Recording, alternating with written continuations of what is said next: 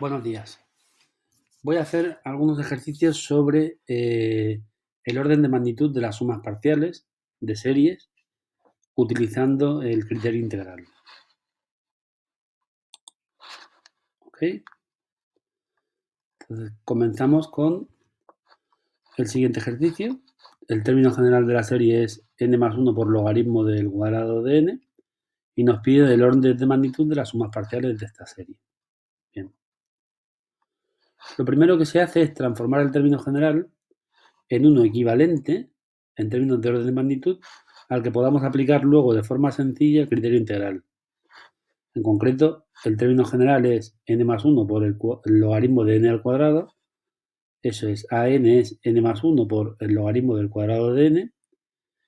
Como el logaritmo del cuadrado de n es 2 veces logaritmo de n, pues esto se escribe así, y esto tiene el mismo orden de magnitud que n logaritmo de n. Evidentemente esta expresión es más sencilla que esta, y esa es la que nos vamos a fijar.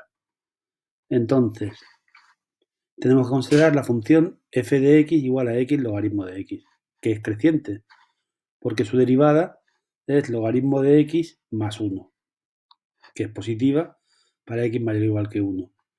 Como esta f es creciente, si consideramos la suma parcial de los primeros términos de la serie, la suma desde n igual a 1 a n de a sub n, podremos afirmar que ese n tiene el orden de magnitud de Jn si y solo si, o sea, siempre que a sub n sea mucho menor que Jn, como expliqué en el vídeo donde os expliqué la relación entre el criterio integral y la serie armónica, ¿vale? Entonces, la idea es que si la función es creciente, necesito, para garantizar que el orden de magnitud de la suma parcial sea la integral entre 1 y n de la función, necesito comprobar que an es mucho menor que Jn. Claro, para comprobarlo es necesario calcular explícitamente el orden de magnitud de Jn.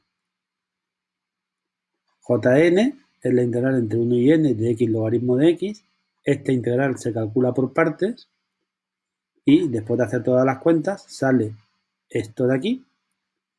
Y en estos términos, el de mayor orden de magnitud es n cuadrado logaritmo de n. Luego Jn tiene orden de magnitud n cuadrado logaritmo de n.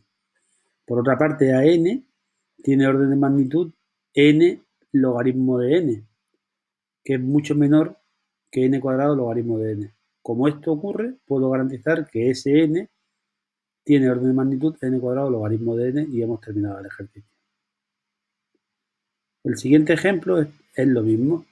Ahora la serie es, el término general es n por logaritmo de n más 1, pero este término general de nuevo tiene orden de magnitud n logaritmo de n, y repitiendo los mismos cálculos obtendremos que su suma parcial tiene orden de magnitud n cuadrado logaritmo de n, ¿vale? Vamos a hacer ahora el ejercicio C, en el que el término general es n cubo por el cuadrado del logaritmo de n más n cuadrado por la cuarta potencia del logaritmo de n. Como siempre, lo primero es transformar el término general en un equivalente al que podamos aplicar el criterio integral.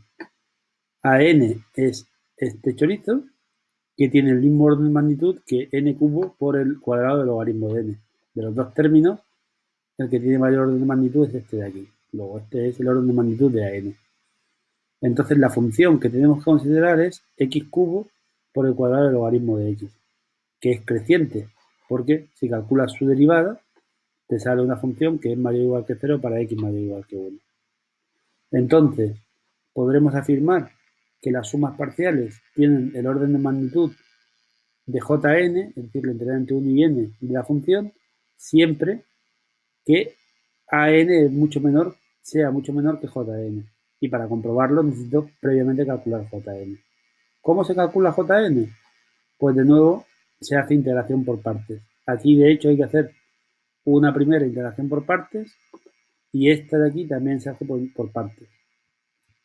Una segunda integración por partes.